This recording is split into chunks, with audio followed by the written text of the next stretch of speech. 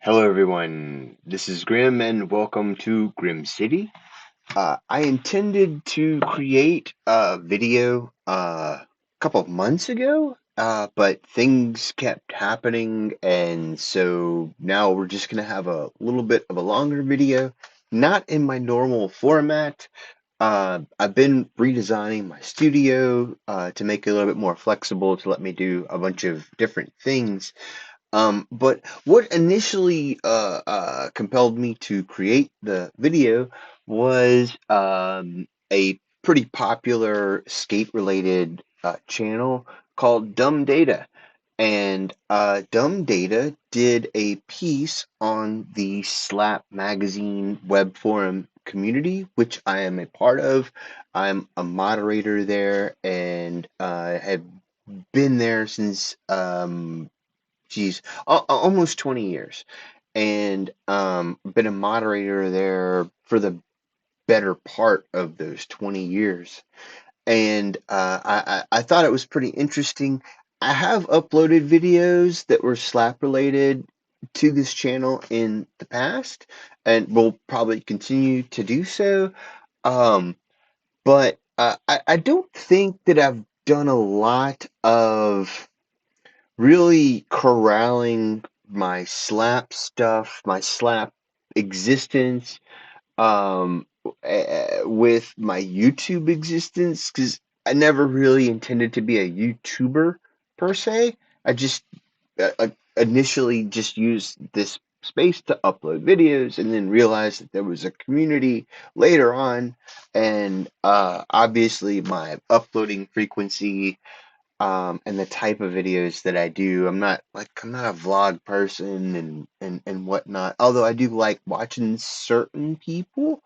Um, the thing that compelled me was Dumb Data's video on the slap community, which I thought was, as brief as it was, uh, I thought it was a pretty cool insight into the community that we have over there. And it's a community that has maybe culturally changed a little bit over time, but still has at its core just the same essence that drew me there in the first place.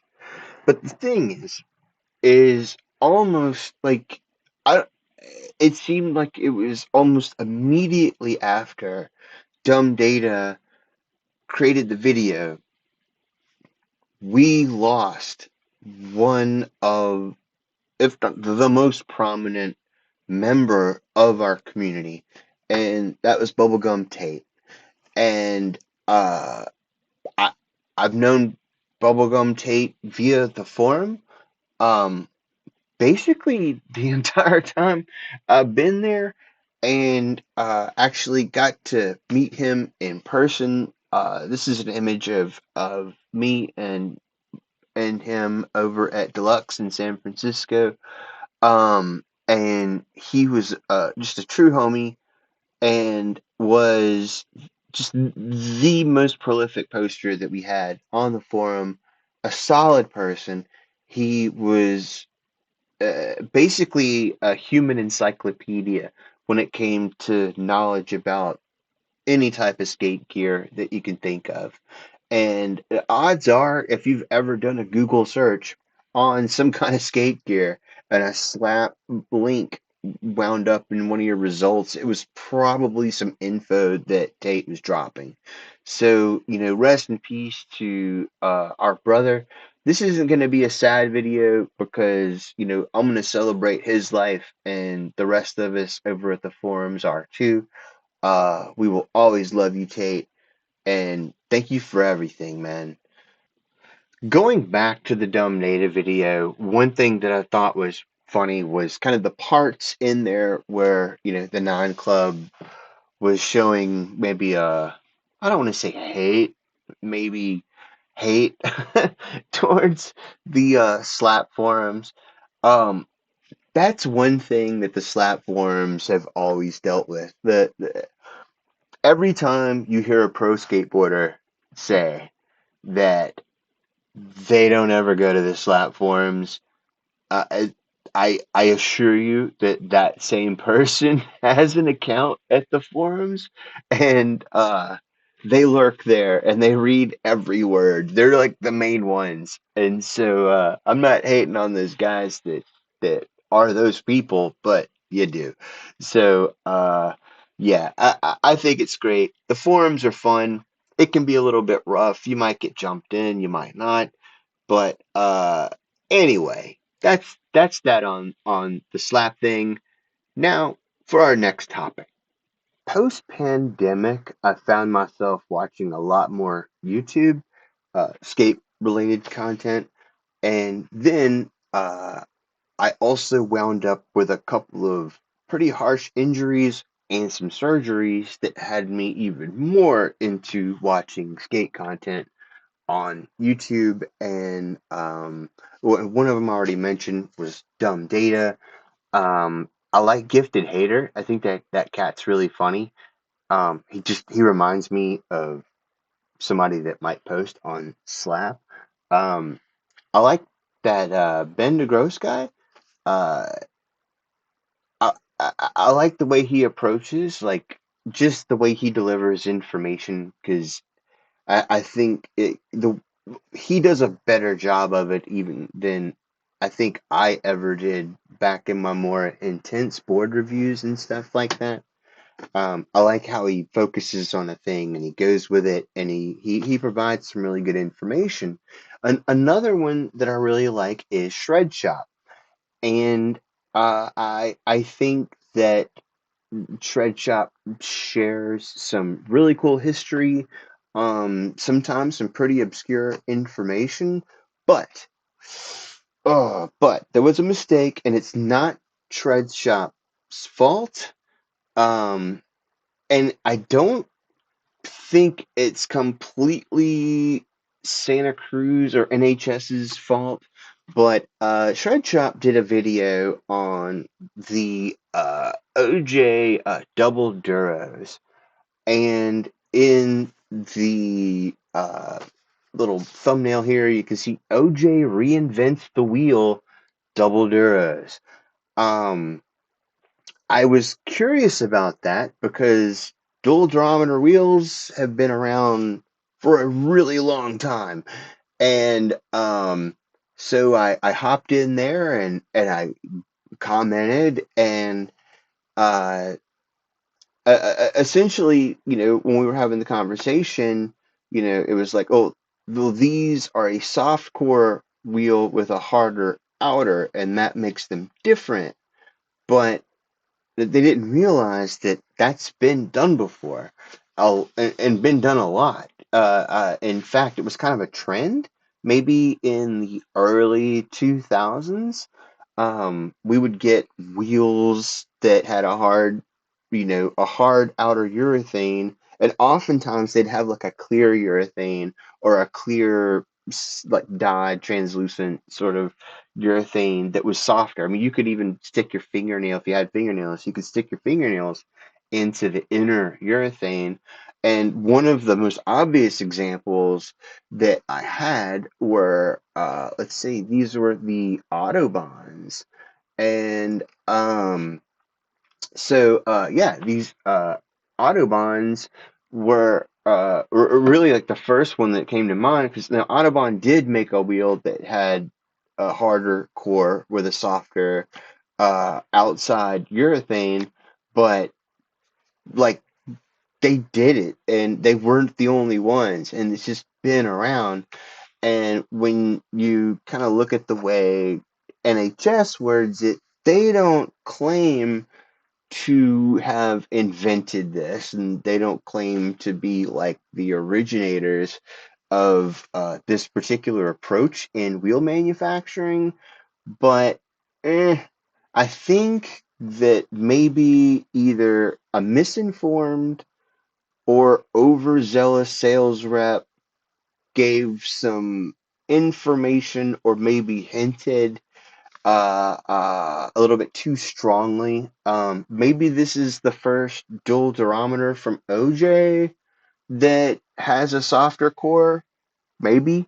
But as far as this kind of wheel being constructed for skateboarding, it's nothing new. And that's not to say anything bad about the wheel. I'm sure it's a perfectly fine wheel, and the idea of having a softer core with a harder outside makes sense on certain terrain. I'm not going to go into that so much, but really, I just wanted to point that out that that was just like a little bit weird to hear, especially considering the fact that I know that I can probably go into storage and find at least at least three sets of wheels that have a softer inner urethane and a harder outer urethane. And now we're gonna go on to the next thing, and that's gonna be about my medical stuff and exactly what that's all about. And this is information that I think I've shared here kind of just by showing it, and I've made a couple of posts here on YouTube. Um, but yeah, really the stuff spans Facebook and Instagram and mostly skate Twitter. But the medical situation is now. Keep in mind, I am 48, so when it comes to me falling down on concrete, I'm that guy that sounds like a Ziploc bag full of wet ham. And in 2021, um, an accumulation of injuries that I had on my back came together, and I had a really bad spinal injury, and I required vertebrae fusion. They put something, it's called a cage, in your back, and basically it encourages bone growth between two vertebrae, and then they reinforce that with two steel poles, and then they bolt that sucker in, and looks like that. Um, I had to do a good bit of physical therapy. Had gained a lot of weight. It was hard to move. Um, and so anyway, I pushed through that, was skating and skating until I was actually at a point where I was feeling pretty good in 2022. And that video is here on the channel. And so I took my little red riding rail out. I was skating it one night and skating some flat. And I was like, you know what? We have a five stair here in my city that has always been, since the 90s, has been like a good warm up spot. It's a short five set and it has a slight incline in the landing. You can barely see it, but you can feel it when you land on it.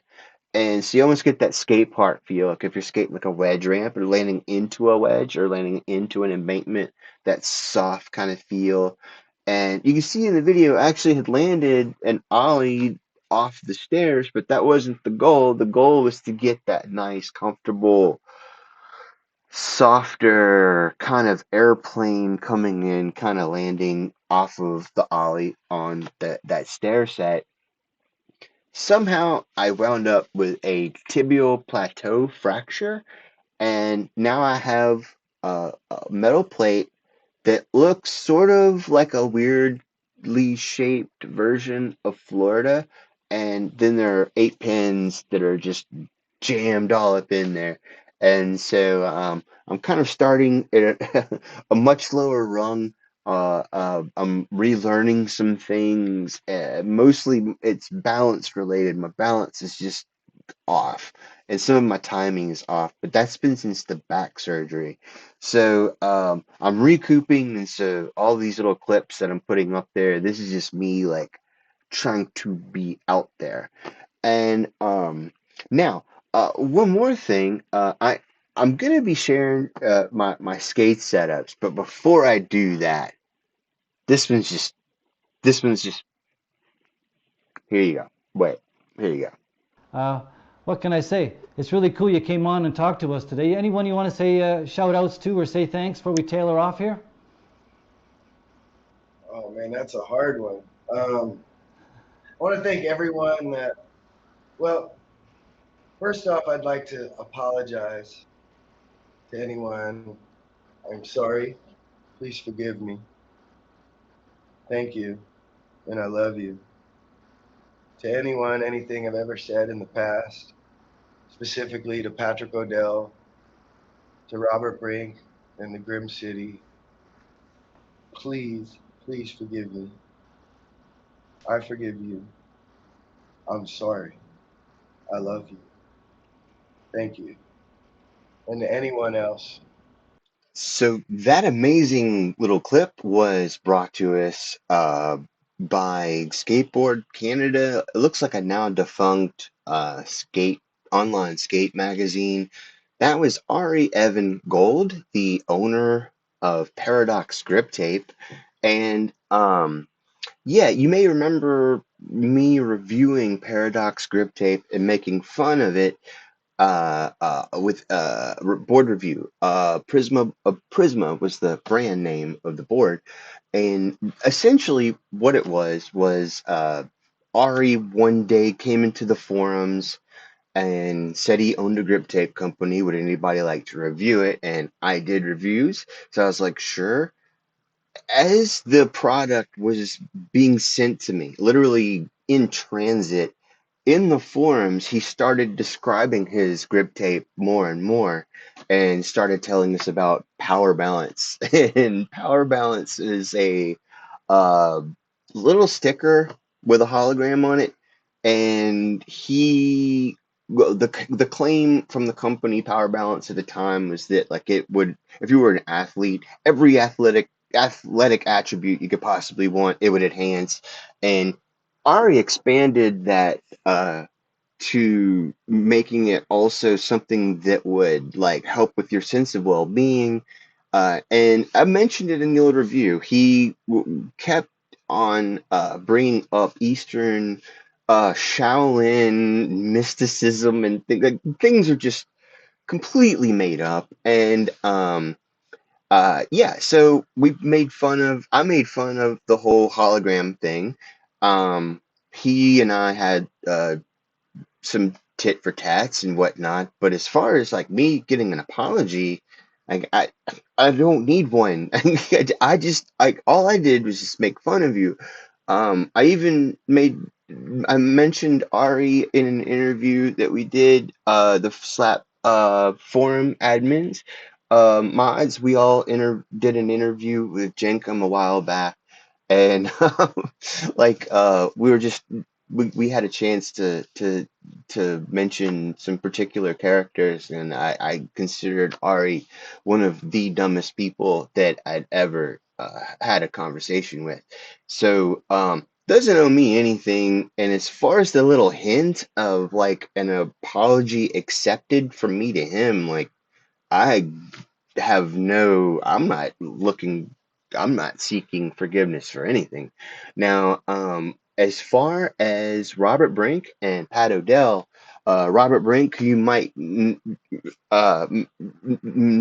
most visibly from hosting Weekend Buzz with Eric Yeri a while back. And then Pat O'Dell, the creator of the amazing, epically layered body of work, probably the best look at skateboarders not skating. You know what I mean? The documentation of that skate life for a lot of different people. Just amazing. Well, eh, according to Brink, uh, Ari threw out some really bad, stupid, hateful, homophobic language towards both of those guys. Um, and it's bad enough to do that in generally speaking, but it's also again to kind of attest to stupidity and the way it works. Both of those guys are straight, and so, not only was it hateful, it was like stupid, double stupid hate because you don't even know how to target your audience. Um, and don't target your audience like that. Um, Now, going to go into some setups. Well, it's no secret that I'm a Deluxe Known Associate, which it's not a sponsorship thing. um, every Deluxe Known Associate kind of has their own thing going on with Deluxe, and I've worked with Deluxe for a number of years, and they are my family. Anyway, I exclusively ride Deluxe products. Right now, I have two setups. You can kind of call it a backup. One's backup, but I don't really. I don't have the discipline to have a brand new board sitting in the car and skating my old one. I like to keep riding both.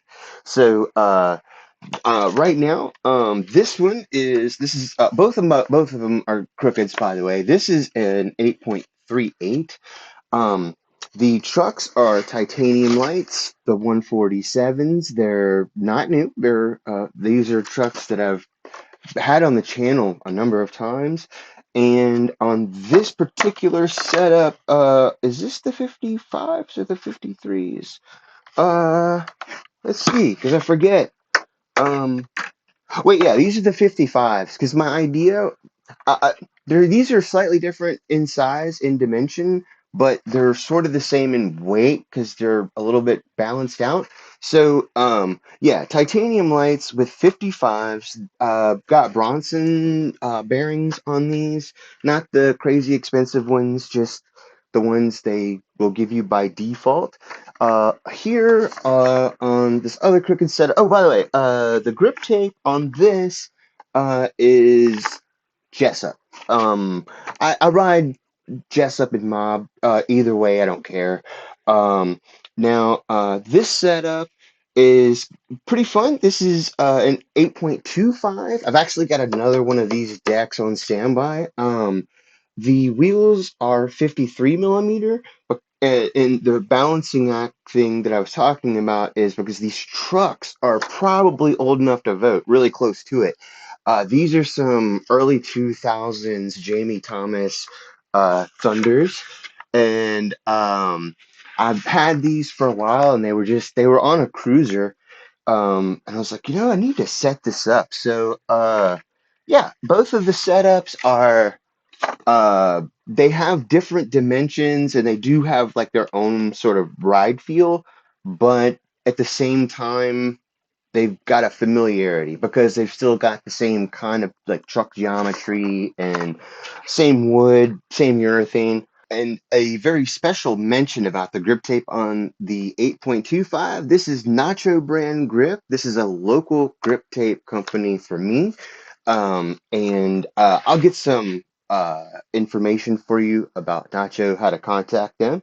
And it feels to me grittier than Jessup, but it's not as sticky as Mob, and that might be appealing because I know there are some people that just hate Jessup and some people that hate Mob because of the contrast and grits that they have. This is probably a happy medium. I had a good time on it so far, except for times that I have destroyed myself. Um, but I gotta say, that goes along with kicks because you know, what is in contact with the grip but our feet. And a friend of mine from New Balance has completely turned me into a New Balance fan. Um, this is from their Volksols, and remember we've got the video, the TK Societies and the Muska Skytops, where we explain what vulcanization and cup soles actually are. So great great soles, and I actually have skated these quite a bit. For a Volk sole, I gotta say that these have been holding up pretty nicely. Um, yeah, so obviously everybody probably knows the Knox colorway. Got some black ones here, and I do not skate in low tops because my ankles are crap. I wear braces when I skate, wear high tops, brace them up. So I've got some these Tiagos that I use just for my kicks for walking around. It's kind of nice because now I'm that middle-aged guy that should be wearing New Balances, and at that same time, New Balance they become fresh. So that's really sick. Now I want to show you some boards that mean a lot to me. And the first one you've seen before. Um, this is a board that Deluxe made. They made a stack of these for me after my oldest brother passed away. Um, from cancer. And I had a number of these that I rode. I've still got some that are in plastic, and this is actually on my wall. And this was just something that came out of nowhere. A box was sent, and I opened the box, and uh, there was a lot going on at that time where I didn't even have time to grieve. And a box of these showed up, and I can't really express how how hard that'll hit you. Um and as I guess we do have a like a theme of celebrating life, because uh the last two I'm going to show you are these are Jeff Grosso's, and this is an autographed Jeff Grosso that actually won in the slap forums a number of years ago.